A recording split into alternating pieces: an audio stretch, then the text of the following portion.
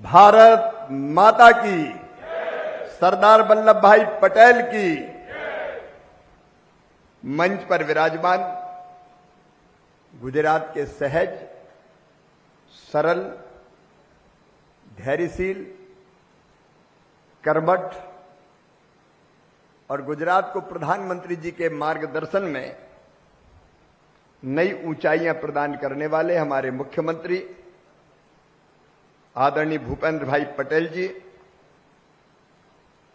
हमारे कृषि मंत्री जिनसे लगातार मेरा संवाद और संपर्क बना रहता है, राघव जी पटेल,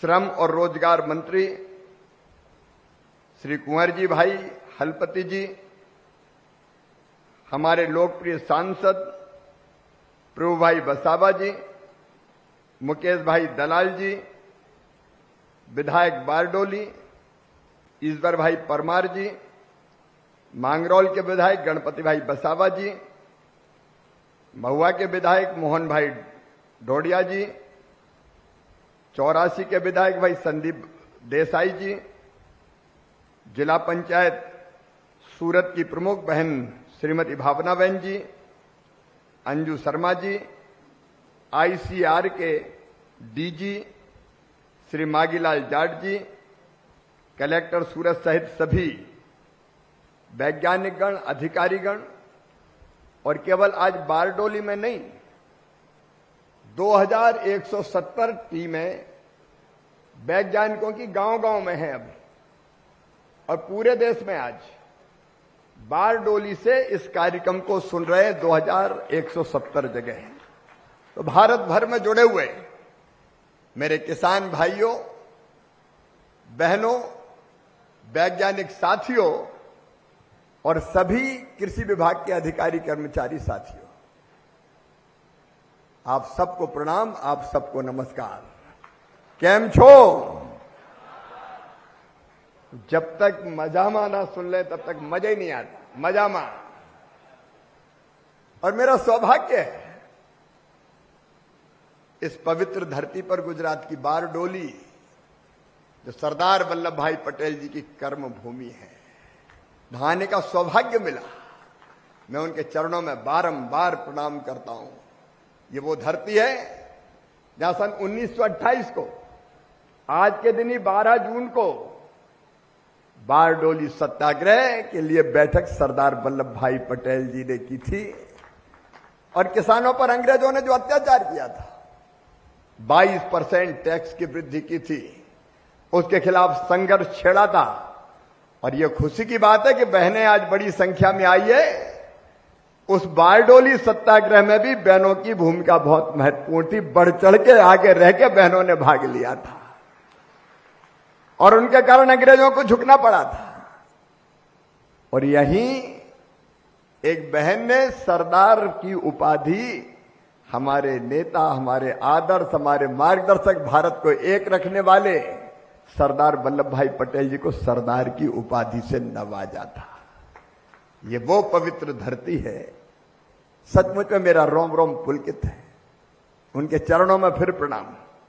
वैसे भूपेंद्र भाई, गुजरात से मेरा बड़ा रिश्ता है, क्योंकि भोपाल जब मैं पढ़ने गया अपने गांव से, तो मेरा एडमिशन भोपाल में गुजराती समाज स्कूल में ही कराया गया, मारवाड़ी रोड भोपाल में। और दूसरी बात, नर्मदा जी जो गुजरात को भी पानी देती है, मेरे गांव बिल्कुल नीचे नर्मदा जी, ऊपर मेरा घर, तो नर्मदा मैया भी गुजरात और मध्य प्रदेश को जोड़ती है। और ताप्ती मैया भी दूर नहीं है, मूल तापी से ताप्ती निकलती मुल्ताई से, वो भी मेरे गांव के पास में ही है। और इसलिए वैसे तो हम सब भारत मां के लाल, लेकिन गुजरात से मैं बहुत जुड़ा हुआ हूं दिल से। आप सबको प्रणाम करता हूं, आप सबको नमस्कार करता हूं। किसान बहनों और भाइयों, गुजरात ने अनेकों महापुरुष दिए। यहां संत, ऋषि, महर्षि, क्रांतिकारी और देश को दिशा देने वाले, दुनिया को दिशा देने वाले महापुरुष। एक महात्मा गांधी जी, जिन्हें सत्य अहिंसा के अस्त्र से अंग्रेजों को खदेड़ के बाहर किया और दुनिया को नया रास्ता दिखाया। सरदार वल्लभ भाई पटेल अगर ना होते तो भारत का यह स्वरूप भी नहीं बचता। अगर आज भारत एक है तो सरदार वल्लभ भाई पटेल लौह पुरुष के कारण एक है। 550 से ज्यादा देशी रियासतों का विलय अगर करवाया तो सरदार साहब ने करवाया। बाकी राज्यों के विलय का मामला सरदार वल्लभ भाई पटेल देख रहे थे, लेकिन जम्मू कश्मीर का मामला पंडित नेहरू जी ने कहा कि मैं देखूंगा। अगर वो भी सरदार साहब के पास होता तो पीओके नाम की कोई चीज ही नहीं होती, पूरा का पूरा भारत हमारा होता। सरदार वल्लभ भाई पटेल जी ने देश को एक रखा, और ये मैं अंतर आत्मा से कह रहा हूं। नरेंद्र भाई मोदी जी ऐसी देन है देश को गुजरात की, जिसके लिए सारा देश गुजरात का ऋणी रहेगा। मोदी जी के नेतृत्व में एक वैभवशाली भारत, एक गौरवशाली भारत, एक संपन्न भारत, एक समृद्ध भारत, एक शक्तिशाली भारत और एक विकसित भारत का निर्माण हो रहा है। 11 साल में कितना बदल गया हिंदुस्तान। मैं मुख्यमंत्री 4 बार रहा हूं। पहले दुनिया के किसी देश में मुख्यमंत्री के नाते अगर जाते थे 14 के पहले तो कोई मान सम्मान नहीं मिलता था।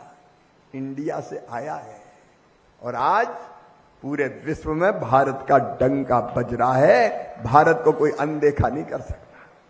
11 साल में पूरा देश बदल गया। एक नई राजनीतिक संस्कृति प्रधानमंत्री जी ने की।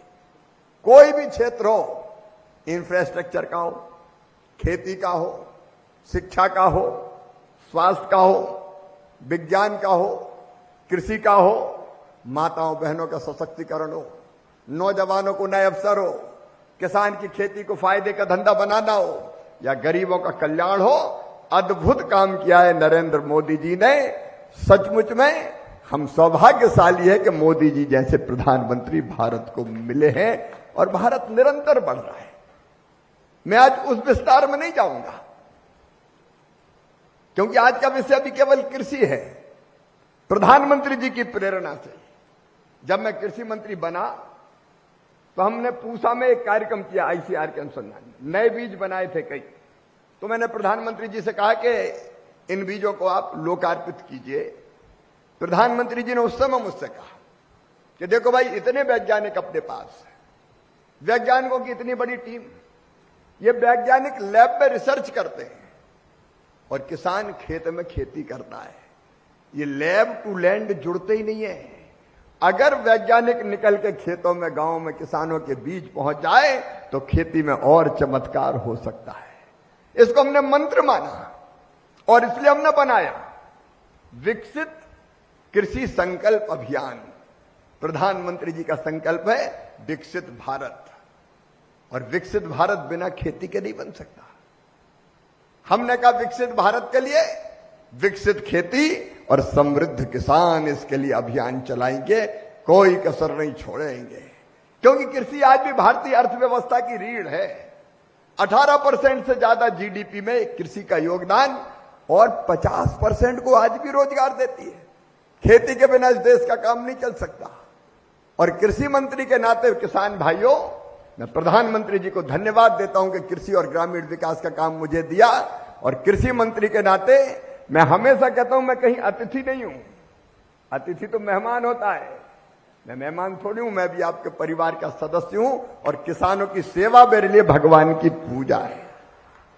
हम लोगों ने तय किया कि वैज्ञानिक लिखने के 16,000 वैज्ञानिक भारत में, कृषि वैज्ञानिक 16,000 अलग अलग आईसीआर के संस्थानों में, केवीके में हमने अलग अलग 2170 टीमें बनाई और वैज्ञानिक निकल पड़े राज्य सरकार के साथ, केंद्र सरकार के अधिकारियों के साथ, गांव गांव में। यहां गुजरात का एक दृश्य हम देख रहे थे। यहां तो पहले से भी कृषि महोत्सव का कार्यक्रम चलता है, साल में एक बार पहले से होता है, जहां खरीफ की फसल के पहले या रबी की फसल के पहले कैसी खेती करनी चाहिए, जो रिसर्च किए वैज्ञानिकों ने, वो किसान के पास पहुंचना चाहिए। अगर किसान के पास नहीं पहुंचते तो उस रिसर्च का मतलब क्या है? और इसलिए सारे वैज्ञानिक गए, इसलिए अलग अलग गांव में गए, वहां की पूरी कुंडली लेके गए कि आपके गांव की माटी कैसी है, जलवायु कैसी है, माटी में कौन कौन से पोषक तत्व है, कितना जिंक है, कितना नाइट्रोजन है, कितना पोटास है, कितना ऑर्गेनिक कार्बन है, और उसके हिसाब से कौन सी फसल ठीक होगी, कौन से बीज ठीक रहेंगे। अगर वायरस का अटैक रहे तो उनका मुकाबला कैसे करना है, तो ये बताएंगे भी, और किसान जो बताएंगे वो सुनेंगे भी, क्योंकि कई बार कई चीजें लैब में बैठ के पता नहीं चलती। अभी हमने एक कृषि चौपाल लगाया प्राकृतिक खेती करने वाले किसानों के साथ। मैं बधाई देना चाहता हूं मुख्यमंत्री जी आपको, शानदार काम प्राकृतिक खेती के क्षेत्र में गुजरात की सरकार कर रही है। किसान चमत्कार कर रहे हैं हमारे, और केवल प्राकृतिक खेती में नहीं, गुजरात ने तो कई चीजों में कमाल किया है। मित्रों, ये गुजरात की पवित्र धरती है जो नई टेक्नोलॉजी का इस्तेमाल करती है, अलग अलग तरह की योजनाएं बनाती है, किसानों को कई तरह की सुविधाएं देती है, और उसके आधार पर किसानों की खेती या फायदे का धंधा बनती है। मेरे मित्रों, गुजरात में अगर हम देखेंगे धान, गेहूं, मूंगफली, सोयाबीन, मक्का, ये खाद्यान्न पैदा होते हैं। अरंडी, जीरा, सौंफ, खजूर जैसे विशिष्ट कृषि उत्पादों में गुजरात नंबर 1 है। गुजरात भारत का 77% अरंडी, 44.5% मूंगफली, 24% कपास उत्पादित करता है। चना में भी 15% अकेला चना गुजरात पैदा करता है, और गुजरात खेती में नित्य नए प्रयोग कर रहा है, जिसके कारण खेती के साथ साथ फूड प्रोसेसिंग, वैल्यू एडिशन करके गुजरात का किसान लगातार आगे बढ़ रहा है और देश को दिशा दिखाने का काम कर रहा है। यहां से कई चीजों का एक्सपोर्ट होता है, यहां की हार्टिकल्चर बहुत उन्नत है। आज हमने प्राकृतिक खेती के किसानों के साथ बातचीत की है, मुझे बहुत आनंद हुआ सचमुच में। प्राकृतिक खेती के किसानों ने बताया कि लागत घटती है, उत्पादन भी प्रभावित नहीं होता, और जो चीजें पैदा होती वो गुणवत्ता पूर्ण पैदा होती है, क्योंकि प्रधानमंत्री जी का जो कृषि के रोड मैप है उनका, खेती को कैसे आगे बढ़ाना है, फायदे का धंधा कैसे बनाना है, तो उनके 6 सूत्र है। नंबर 1 उत्पादन बढ़ाना, नंबर 2 उत्पादन की लागत घटाना, नंबर 3 उत्पादन के ठीक दाम देना। कल ही राघव जी भाई के साथ हमने वीडियो कॉन्फ्रेंसिंग की और उन्होंने कहा कि मूंग खरीदना है, मूंग बहुत पैदा हो गई, तो कल ही हमने फैसला किया कि गुजरात मूंग भी खरीदे और गुजरात मूंगफली भी खरीदे। ये नीति है भारत सरकार की, प्रधानमंत्री जी की, कि मिनिमम सपोर्ट प्राइस घोषित करना और उस पर खरीदने का इंतजाम करना, नुकसान हो जाए तो भरपाई, और इसके बाद कृषि का विविधीकरण, डाइवर्सिफिकेशन, फलों की खेती, फूलों की खेती, सब्जियों की खेती, औषधि खेती, अलग अलग तरह के खेती में प्रयोग करना। तो प्रधानमंत्री जी ने जो रास्ता बताया, उस रास्ते पर भारत की कृषि और किसान आगे बढ़ रहे हैं। हम लगातार उस दिशा में प्रयास कर रहे हैं, और उसी का एक प्रयत्न था कि वैज्ञानिक गांव में जाएं। तो वैज्ञानिक जा रहे हैं तो कई तरह की नई चीजें भी मिल रही है।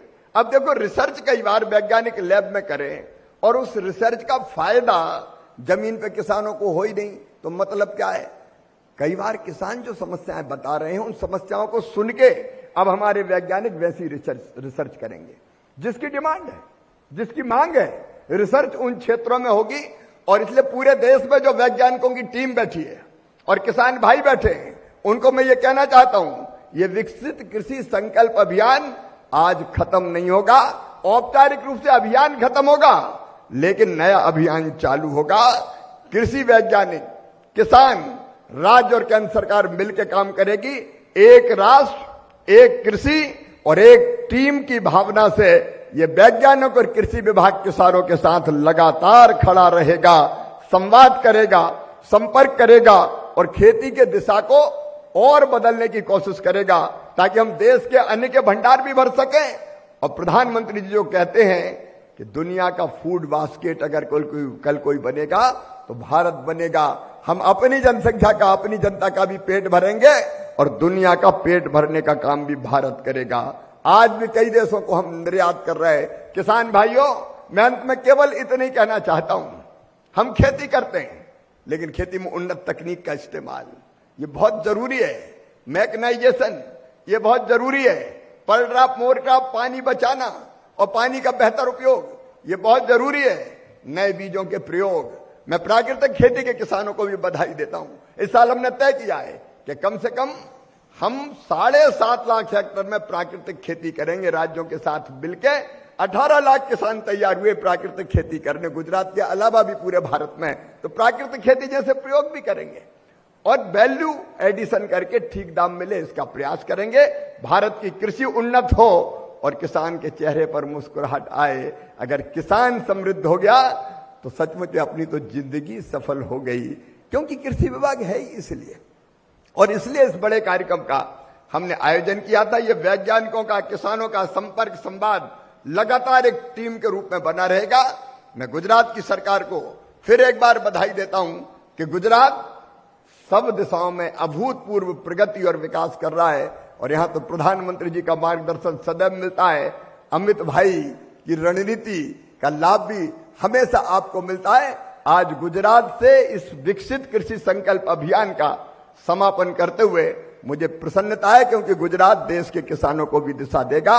और मैं फिर आपको यह विश्वास दिलाता हूं कि कृषि का यह अभियान रुकेगा नहीं, अब नए सिरे से चालू होगा। किसानों की आय बढ़ानी है, देश के अन्न के भंडार भरने और दुनिया को भी खिलाना है। इसके लिए हम लगातार काम जारी रखेंगे। मैं एक बार फिर सभी वैज्ञानिकों को हृदय से बधाई देता हूं। लैब से निकले, वो लैंड पे गए, मेहनत से गए, किसानों से संवाद किया और मुझे बताते हुए प्रसन्नता है कि लगभग 1 करोड़ से ज्यादा, 1 करोड़ 12 लाख किसानों से संवाद किया। यह संवाद कोई बड़ी सभा में नहीं हुआ, कहीं 200 किसान, कहीं 150 किसान, कहीं 250 किसान, कहीं 300 किसान और वैज्ञानिक। हमारी अपेक्षा इतनी थी और लगभग हम 1 लाख से ज्यादा गांव पहुंचे। 1 लाख से ज्यादा गांव पहुंचे, 55,000 से 1 लाख से ज्यादा 55,000 से ज्यादा जगह कार्यक्रम हुए और वहां 2-3 गांव के लोग आए।